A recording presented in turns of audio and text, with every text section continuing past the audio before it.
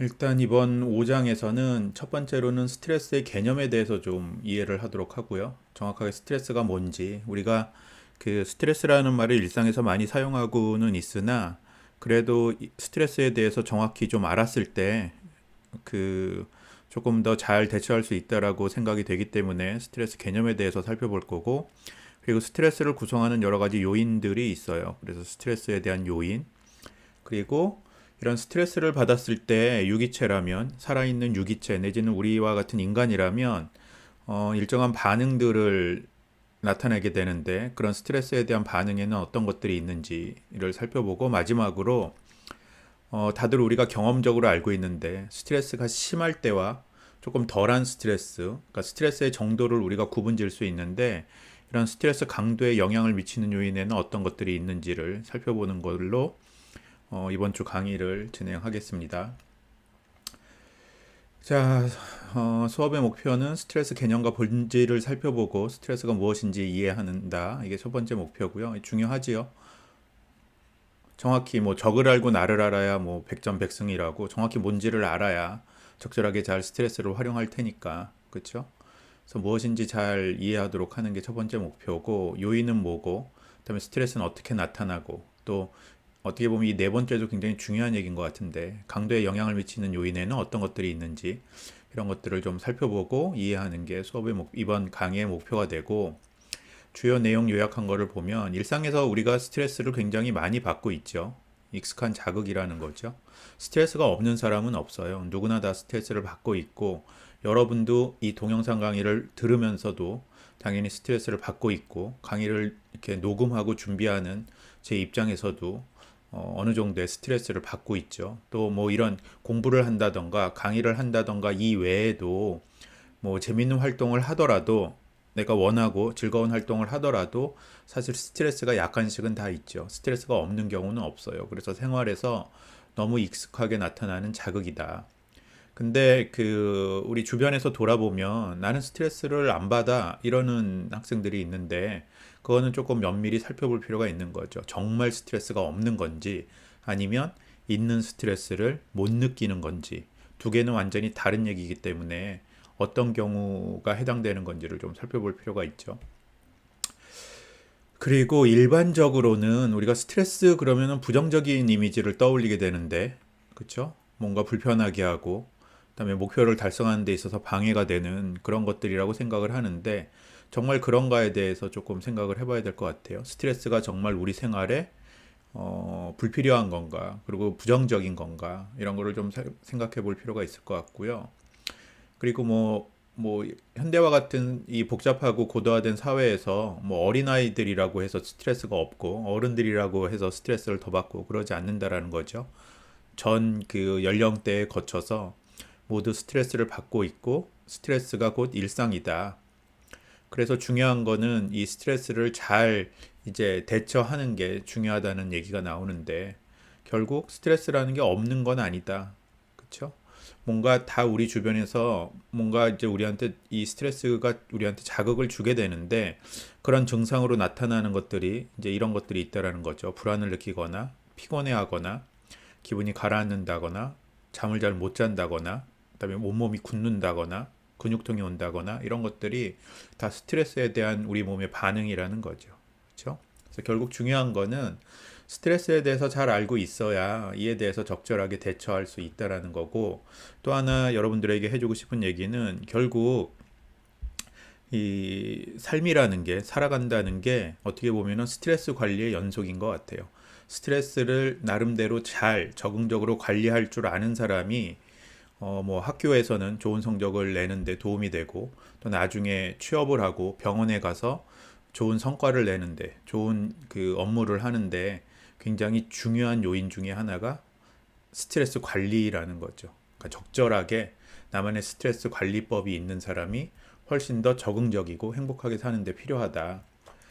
그래서 이제 그런 측면에서 조금 자신을 점검하고, 또 이번 기회를 통해서 나만의 적응적인 스트레스 대처법, 스트레스를 대처할 수 있는 방법을 좀 찾아내고 연습할 수 있으면 좋을 것 같습니다.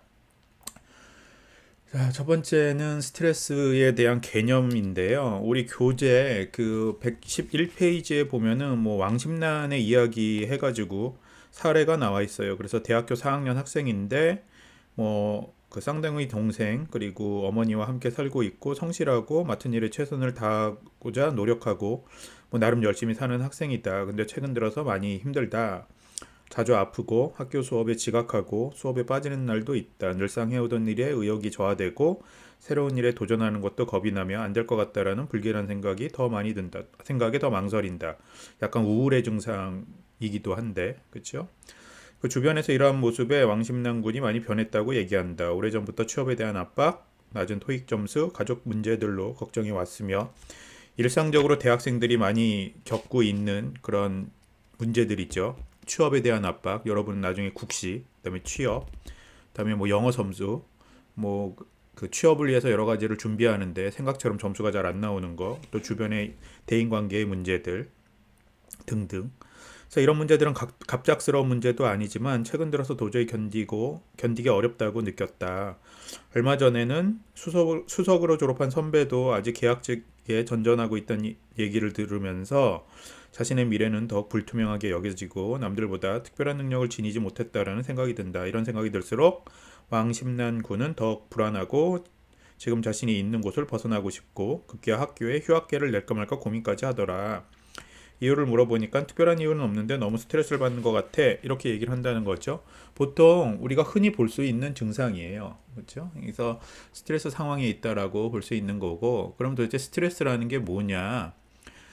첫 번째는 스트레스는 이 팽팽하게 잰다라는 라틴어에서 유래됐다고 합니다. 뭐 스트랑거라고 그러는데 죄다, 땡기다, 조이다 뭐 이런 거죠. 약간 우리 스트레스 받았을 때의 느낌과 비슷하죠. 이랬던 것이 17세기에는 어떤 환경적인 어려움이나 경제적 곤란, 역경 등의 의미로 사용되다가 뭐 최근에도 비슷한 의미로 사용되기도 하죠.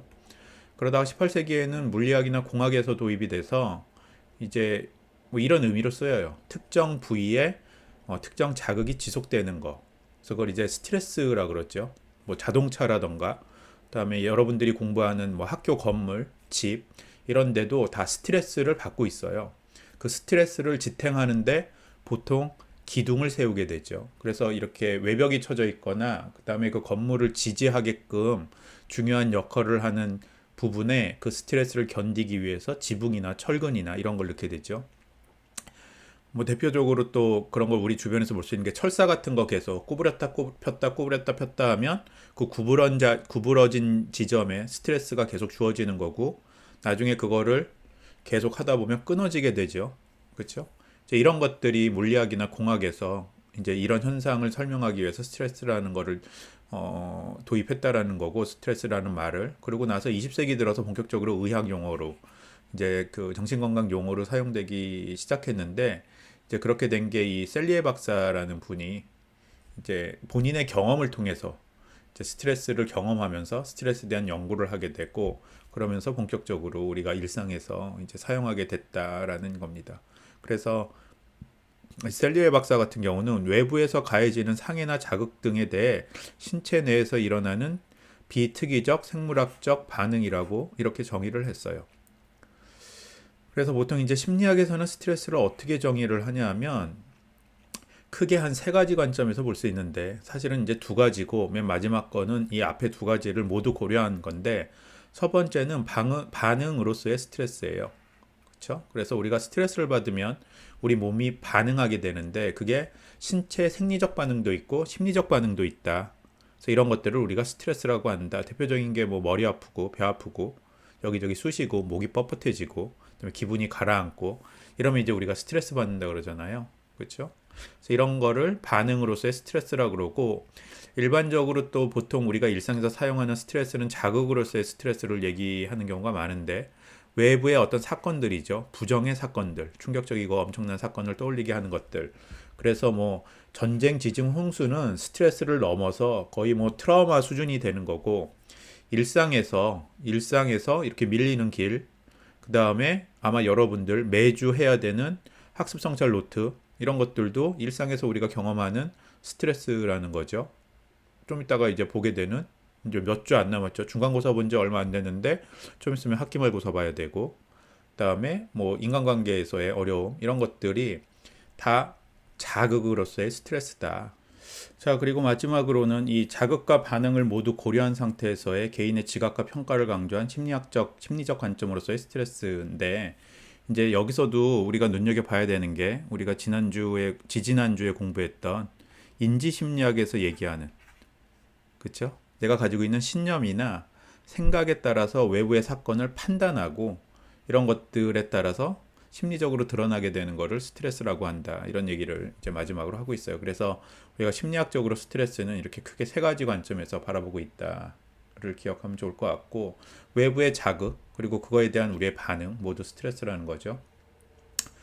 그리고 이제 스트레스와 관련돼서 이 유명한 심리학자가 라자러스라는 분인데, 이 라자러스 같은 경우도 인지심리학적인 관점으로 개인의 지각과 평가가 중요하다. 이걸 스트레스로 느끼냐, 그렇지 않냐는 결국 그 사건 자체보다는 사건에 대한 평가와 해석이 중요하고, 그 평가와 해석에 따라서 반응이 달라지게 된다. 인지 심리학에서 전형적으로 이제 사람을 바라보는 관점이죠. 그래서 결국 가지고 있는 생각, 평가 이런 것들이 중요한데, 일반적으로 내가 생각이나 평가를 하는 양상이 있어요. 부정적으로 평가하는지, 긍정적으로 평가하는지.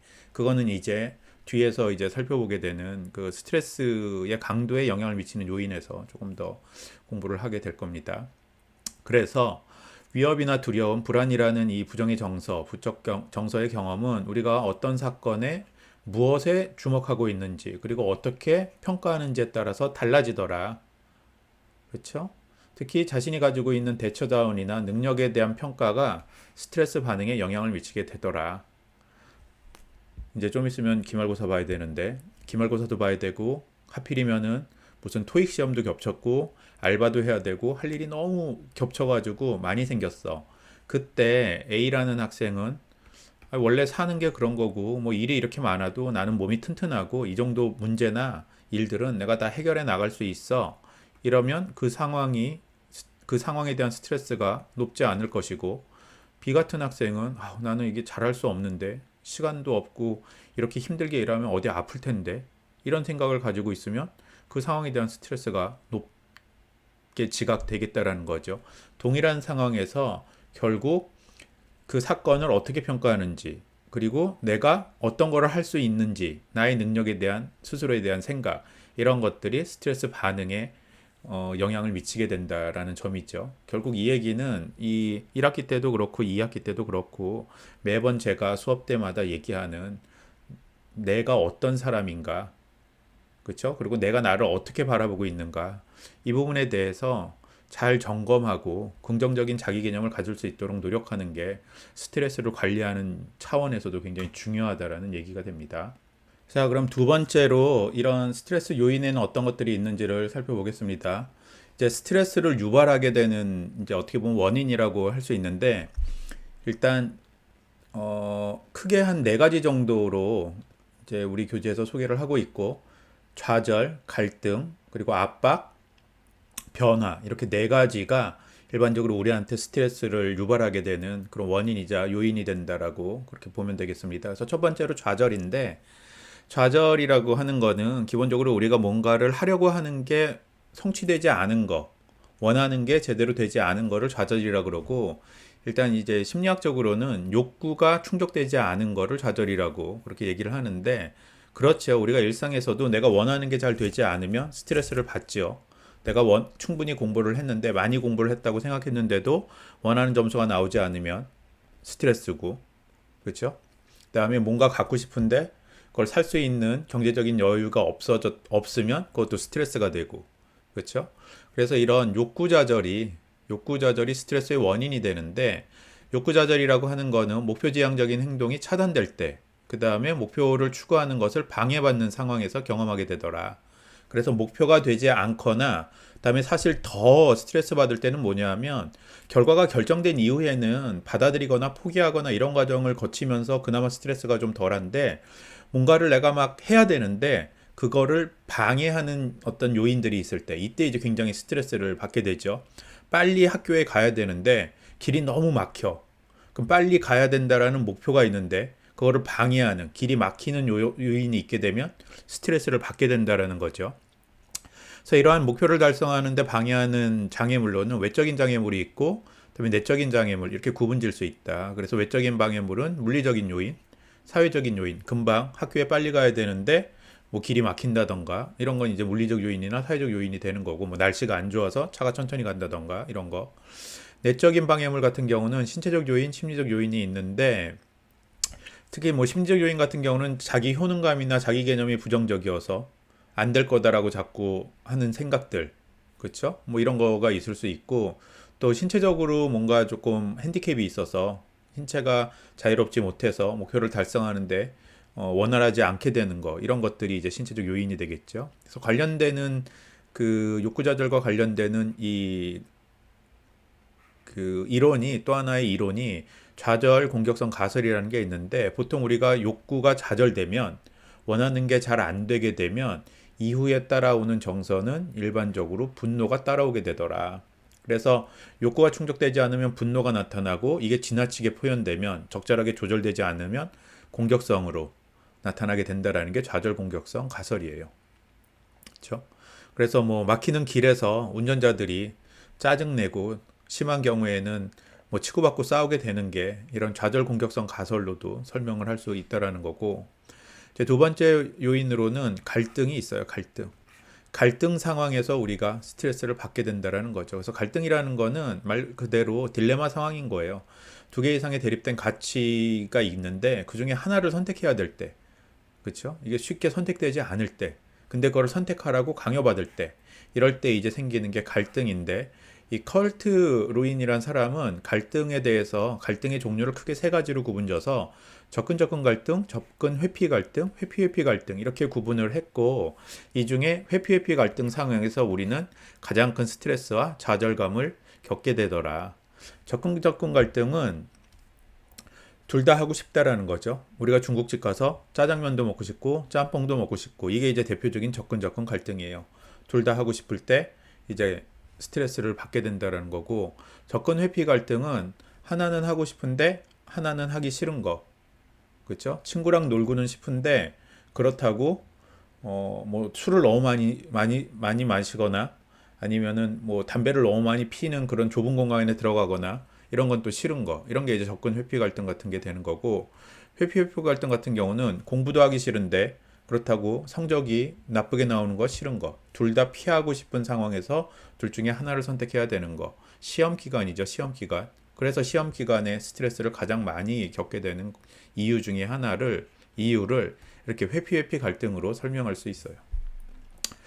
근데 중요한 건 뭐냐면 이게 다 이제 선택 상황인데 우리가 최근에 무슨 결정장애라는 얘기도 많이 하지만 중요한 거는 그쵸? 중요한 거는 이 얘기인 건데 결국 선택을 안 하겠다라는 얘기는 그 선택에 대한 책임을 내가 안 지겠다라는 거고 자기가 선택한 거에 대한 책임을 안 지겠다라는 거는 성숙한 건강한 사람으로서 나타낼 수 있는 모습이 아닌 거죠. 결국 내가 어딘가 마음이 아프거나 뭔가 성숙하지 못하다라는 얘기라는 거예요. 그렇죠? 그래서 이런 접근 갈등이나 접근 회피 회피 갈등을 심하게 겪는 내지는 선택 장애가 내가 심하게 있다라고 생각이 되면 조금 자신을 돌아보고 살피고 또 필요하면 상담 같은 거를 받을 필요가 있겠습니다. 그다음에 우리는 압력을 받을 때 스트레스를 받아요. 그렇죠? 그래서 수행 압력이나 순종 압력. 시험을 잘 봐야 돼. 이번에 꼭 이만큼 해야 돼라는 수행 압력 내지는 시키는 대로 해. 이렇게 그걸 따라야 되는 순종 압력. 이럴 때 이제 스트레스를 많이 받는다라는 거고 남학생들이 군대 가서 스트레스를 받을 수밖에 없겠죠. 이런 압력이 항상 존재하는 곳이니까. 그렇죠? 그리고 특히 순종 압력 같은 경우 이런 압력이 있는 상황은 자율성이 훼손되기 때문에 인간은 뭔가 자기의 삶이나 행동이나 이런 것들을 자기의 의지에 따라서 하고자 하는 성향이 있는데 그게 이제 자율성으로 드러나게 되는 거고 자기 스스로 결정했을 때 행복하고 조금 더 덜 스트레스를 받게 되는데 순종 압력이 있는 곳에서는 자율성을 발휘하기가 쉽지 않잖아요. 시키는 대로 해야 되고 그렇죠? 그리고 또 압력은 경쟁이 있는 곳에서 많이 비롯되더라. 지금 우리 간호학과 같은 경우가 학생 수도 많고 사실 이 학업에 대한 경쟁이 굉장히 치열한 것 같아요. 타과에 비해서. 그럼 여러분들이 어느 정도 스트레스 수준에 있을 거다라고 예측해 볼 수 있겠죠.